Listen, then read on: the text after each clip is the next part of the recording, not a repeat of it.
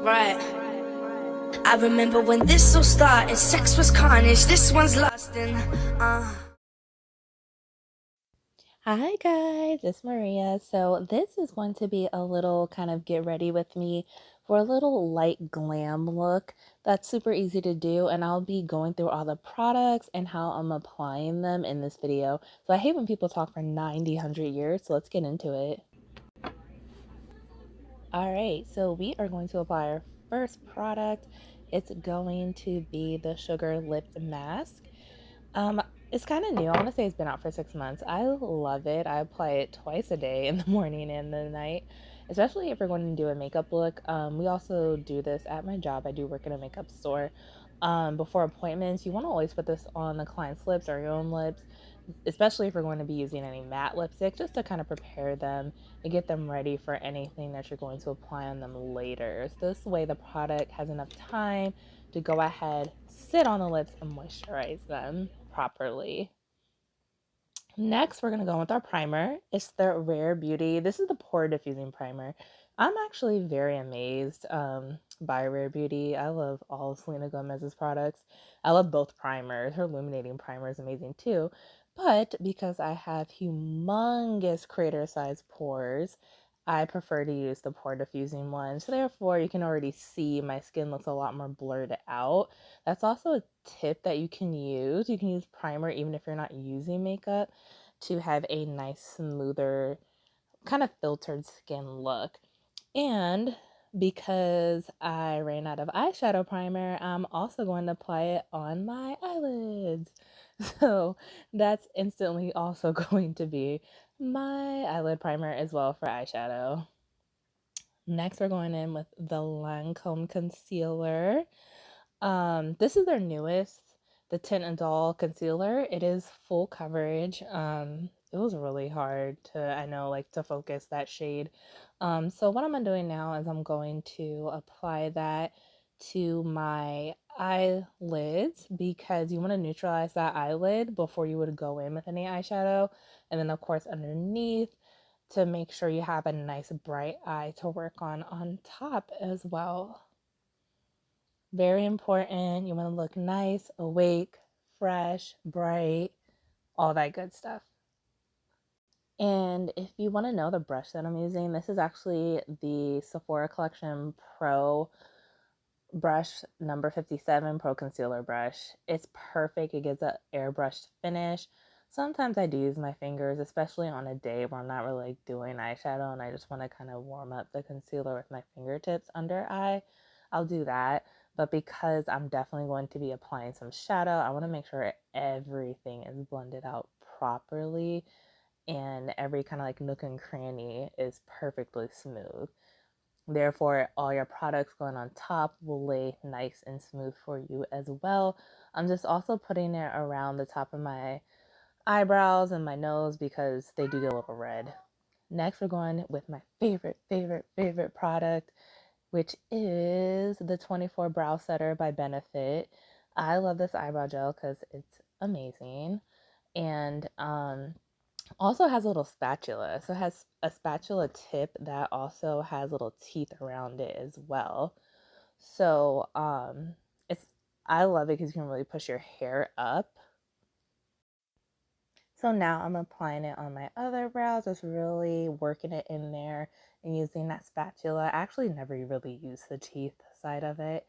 And I'm really just pushing those hairs up to kind of get them to stick to the top as much as possible.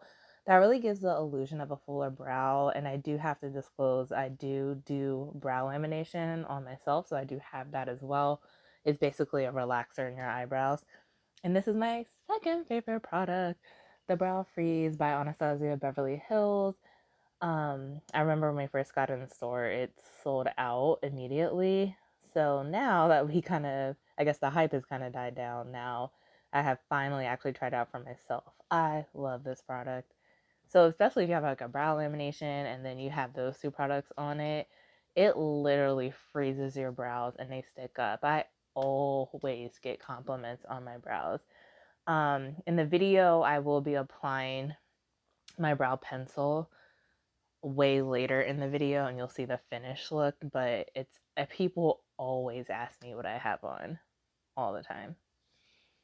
So just really working in that brow freeze, making sure everything is sticking up. It doesn't leave any like flaky gel flakes or anything, like most gels can do sometimes, which I really love because it's more of like a water-based pomade, so it actually sticks to the top of the skin. Now I'm actually just going in with the Sephora collection, kind of basic flesh tone shade. What I'll be doing with this is I will just kind of just be putting this all over my eyelid, just so everything's kind of the same color and fleshed out over top of the concealer and locking it in. And I feel like when you do this, there's no real way to apply it. I just put it on. There's no real technique in my application with this. I just want to make sure everything's covered and everything's just kind of the same shade. So once I lay down those other products, then I can really build color saturation. But then it's at least sitting like foundation, like your blush, I guess as an example, it's really sitting on top of a kind of just neutral layer already. Now, this is my favorite palette, Amrezy by Anastasia as well. Anastasia and I would say Violet Voss and Huda are my favorite brands for eyeshadow. So I'm going to go in with these brown shades and start applying them in my crease. As you can see, I have a super prominent brow bone. So I'm going in with kind of like a mid brown. It is warm. I have a neutral undertone, so I technically can go with warm or cool shades. I always prefer to just do warm shades on myself. If I do any cool shades, it will usually be like a pink or something. Every now and then a blue, but I really just like using these warm browns. I just think they just look best on me. And they'll make my eyes stand out a lot more too. So I'm just taking that mid brown, starting from the back. So the technique with this actually is I'm putting most of the saturation of the color on the outer ends, and then you're brushing it towards the inside, towards your nose, and then it will naturally come out lighter towards the inside of your eye. So therefore it's darker on the outside. We call it windshield wiping. If you go back and forth, it can make it look muddy, or it's also just going to be kind of dark all the way across. So now I'm taking another shade of brown and I'm adding that and building, and you can see they're going to start to kind of blend together. So now we kind of have a brown monochromatic look going on. Monochromatic meaning you're just kind of building from the same color family. And usually that's a really good way to go, especially if you're just kind of starting out with eyes, because they'll blend into each other.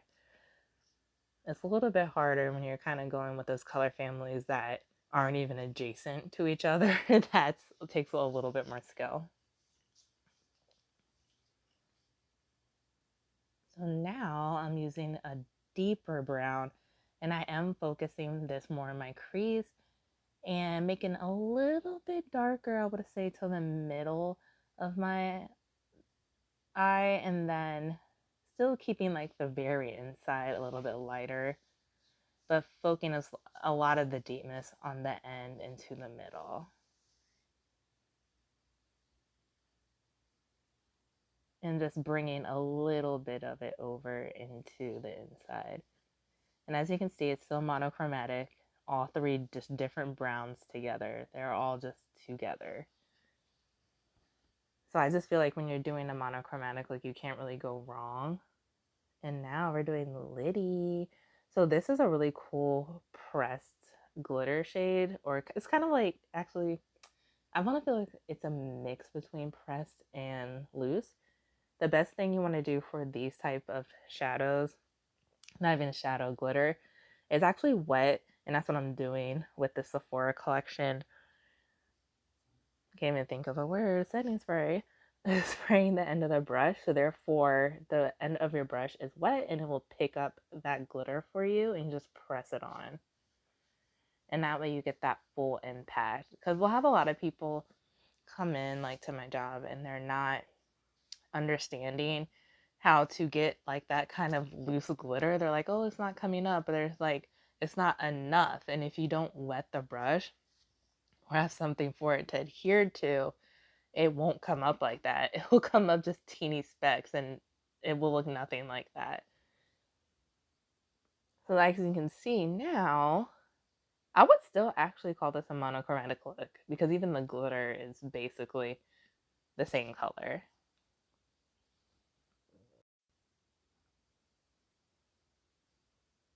So now I am just making sure that I am pressing enough glitter on there and there are no open kind of spaces. So you always have to kind of double check and make sure it's not completely sticking up into the crease and it's completely pressed and there's no separation with the glitter.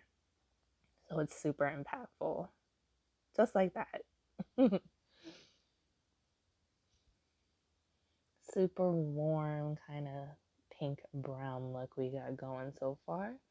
Now I'm just going to take a little bit of that brown. This is not the glitter shade, but I am using the same brush. So it's mixing a little bit of the glitter. And I'm grabbing that kind of like mid and like kind of mid brown and lighter brown that was in there. And doing the bottom so I have color all the way around my eye.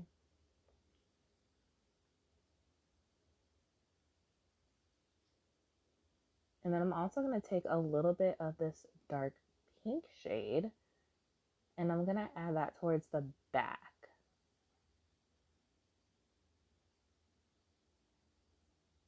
And just smudging that right on that lash line.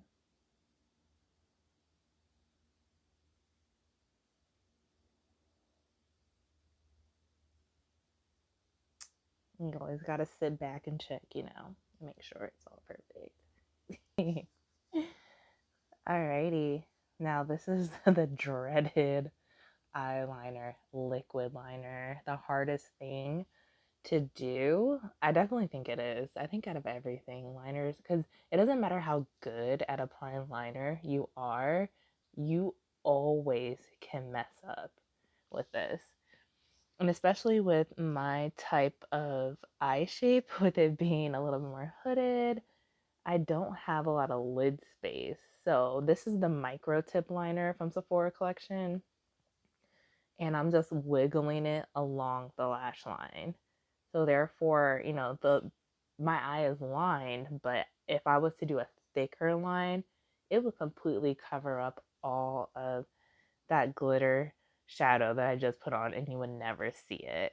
So that's just one thing I've had to accept is, it's not best to do any type of thick liner on me. So I'm just going ahead, applying that liner in, and then I'm noticing one side is a little bit more fuller than the other, so I'm just going to go back and saturate my other eye just to make sure it's really dark and visible. And the only other thing that's kind of annoying is when you do glitter like that, it really gets in the way and gets on your liner. So you just want to double check, make sure, and now I'm going to start to put the corners up because I do have a little bit of a downturned eye. So I personally do like to do wings, which is another thing that is extremely hard to do because like I said, no matter how good you are at it, you just have those days, you still might mess it up. Because of my eye shape and the fact that they're downturned, they're hooded, I have a prominent brow bone, I can't do like a crazy high wing. So I prefer to do my wings out to the side. I will lift them a little bit, so therefore it lifts my eye, but definitely kind of just out to the side.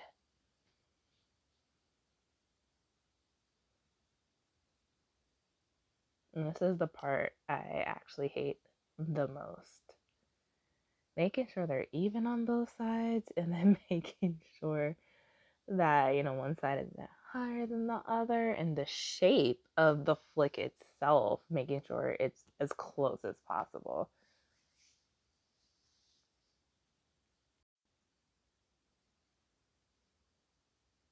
So now I'm just retouching the wing too because I need to make sure it's dark and super visible. And now I'm just sitting back, just trying to check for that symmetry as much as possible. Now I'm going to go with my Say mascara. Now I do use the Grande lash. I do have a lash lift and I think it was a little too curled. So my lashes, I feel like before I did the lash lift, and I did do it on myself, that's probably why, normally look longer than what they do. So I'm kind of waiting for my lash lift to go away so I can actually stretch them back out again and it can actually look super long again. It's actually another thing that people used to compliment me on. It's like, oh my god, your lashes are so long, your lashes are so long. What do you use? Grande Lash. I've tried other lash serums. That one's the best. I'm just telling y'all right now. Get that Grande Lash. It's $65, but who cares?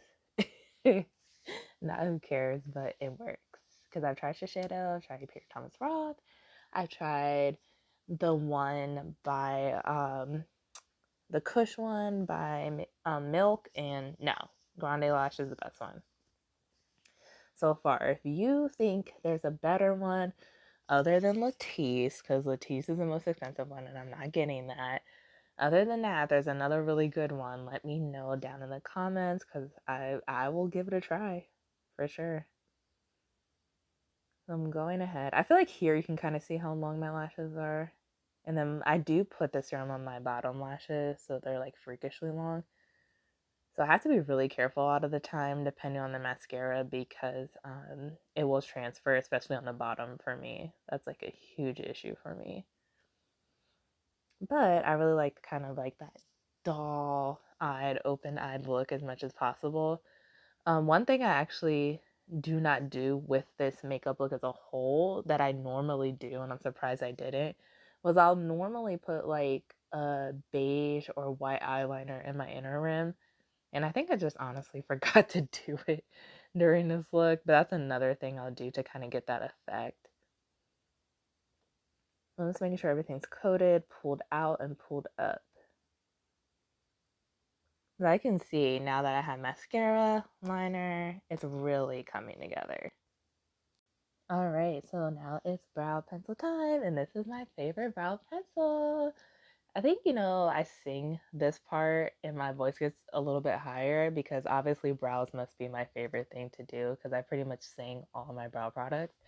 So this is the amazing Pomade and a Pencil by Too Faced. I actually really did used to use the Dip Brow by Anastasia with the number 12 brush, not the number 14, number 12. But I mean, who wants to do that every day when you could just easily use a pencil that has pomade in it? Now, there's other brands like Rare, which seems to be my favorite brand at the moment. They have a really soft pencil because most of the brands have really waxy pencils. This one is soft, but it really is pomade. It's literally dip brow in a pencil. I'm really shocked that Anastasia did not make this first. But I mean, Too Faced got it. I have not come across a pencil like this where it's literally a pomade in a pencil. I feel like it was made for me. I love it. Look at my brows, look bomb. So usually when I go out into the world and into, my job and everything, this is how my brows are. And that's why they look good. They look snatched. And that's why people comment on them all the time. And then my other favorite product, Laura Mercier Tinted Moisturizer. This is in Bisque. I actually don't really, as I'm getting older, I don't really like foundation anymore. So what I do usually is I'll just use a radiance booster like this one from Iconic London. Some other popular ones, I would say the most popular one is the Hollywood Flawless filter by Charlotte Tilbury, but they're both kind of the same thing.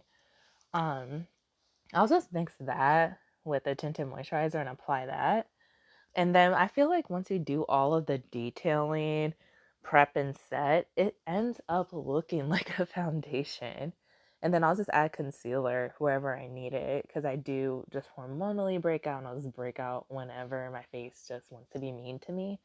So then I'll use concealer to, cover any spots that I need to, or redness or anything like that. So just really make sure you get in the cracks of the nose, underneath of the lips, and everything like that. And just see how beautifully it's coming together. Now my face has, an even tone to it. I think I was talking to my sister. I was like, why are my lips moving in the video? I'm just covering that up. I am actually lasering hair under my chin at the moment. So that's like a problem area for me. I'm one of those women that like grows chin hair. It's super annoying. It's been the plague of my entire life. So it's gotten so much better. So let me know if you do any laser hair removal on your face. I actually got it professionally done, and then I've been following up with my own machine at home, but it's made a huge difference in just the skin itself underneath. So that's usually what I'll conceal, because since I've been lasering, the hair's been lighter. And then I'll just put some concealer under my chin, and then on my face where I have any dark spots that I need to cover. And this is actually the Anastasia concealer. I get this one that has a little bit of touch of like pinkish honey. It's coming across very yellow right now, but I feel like in person it doesn't look like that. And then this one just kind of color corrects, and it's super high in coverage. That's why I literally only use dots. And that's why I don't feel like I need to wear a full foundation, because I literally can just do a tinted moisturizer, add the concealer where I need to. So therefore my complexion stays very flat and skin-like, and it's not cakey. Well, that's what makeup's supposed to be all about. It's supposed to enhance what's there, not, we're not creating a whole different person over here. Yes. Okay, so now we are going to use our Laura Mercier translucent setting powder and honey. And just remember, translucent powders are just supposed to be a dusting on the face, not where you see it, unless you're baking. I personally don't bake, but unless you're baking, you're literally only leaving a whole bunch there kind of for 2 minutes and then wiping it off. But if you're just doing it how I'm doing, just a little bit, dust it in. You don't want to see it. And then that way you're just setting the makeup. And I do have an oily T-zone as well.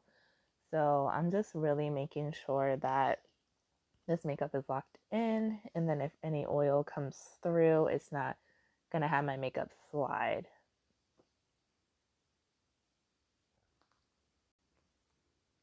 All right, so now I'm just cleaning up a little bit that loose powder that had fallen down, cleaning it off my vanity.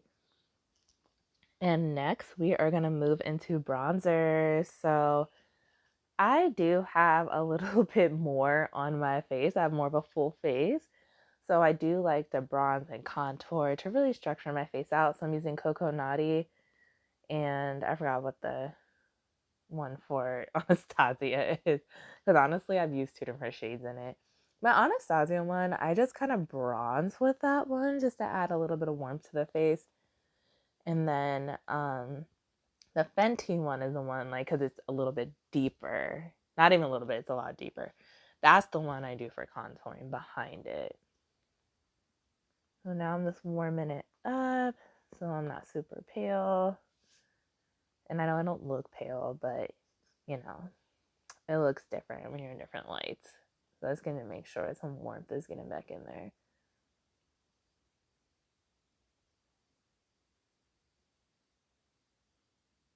Now I'm just kind of checking for symmetry, doing that forehead, around the jawline. And now you can already see, like, it's really pulled that structure together just with that alone. Like, I technically wouldn't even have to contour, especially because I'm just going to work. Most of the time I don't even wear makeup to work. I used to, but just with the whole pandemic and having a mask on, it's like, what's the point? Now I'm going to go ahead and add that lighter powder just on the bridge of my nose. Now I'm going in with Coco Naughty. And this is for my deeper contour, just to add a little bit more structure. And I'm going to focus this powder towards the back, right underneath that cheekbone, to like give that illusion of pushing it up a little bit further. I don't want to bring that darker shade all the way down to the mouth because that's going to close up the face a lot more.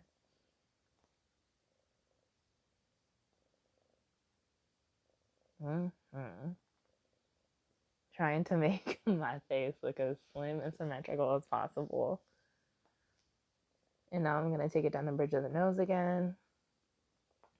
Look at that. Woo. And then now this is my new favorite product. It's not a new product, but it's my new favorite product, which is the Enlighten, the Rare Beauty highlighter. So this one, I actually started using it on clients, and then I was like, oh my god, this is so bomb. Because it's a way to get kind of like a glass glow, especially for people like me who have a little bit of like a oily skin type, where you can wear a lot of highlighter, especially like a powder one on top of the makeup, because depending on the brand, because it will kind of sit in the pores and magnify it.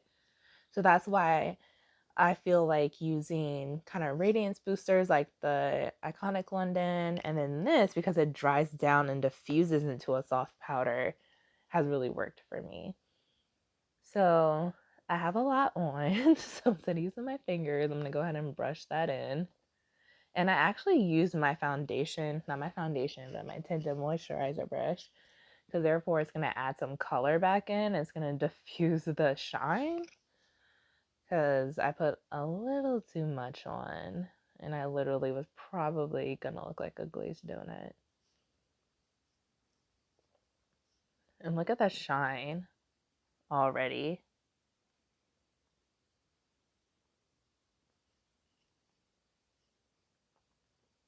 And if I wasn't wearing a mask to work and I literally was just going to go out or something, I would also put a little bit on the Cupid's bow on the top of my lip as well.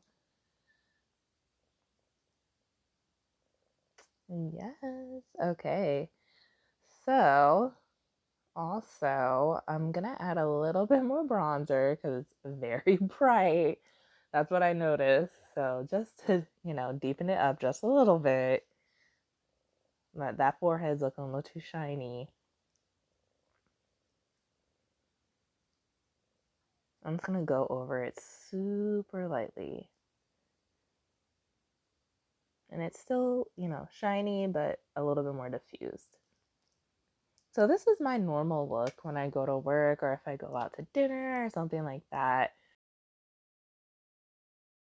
Alrighty guys, let me know what you thought of my video. Also, any products you'd like me to try out or any other products I use, your favorite products. And don't forget to like, comment, and subscribe.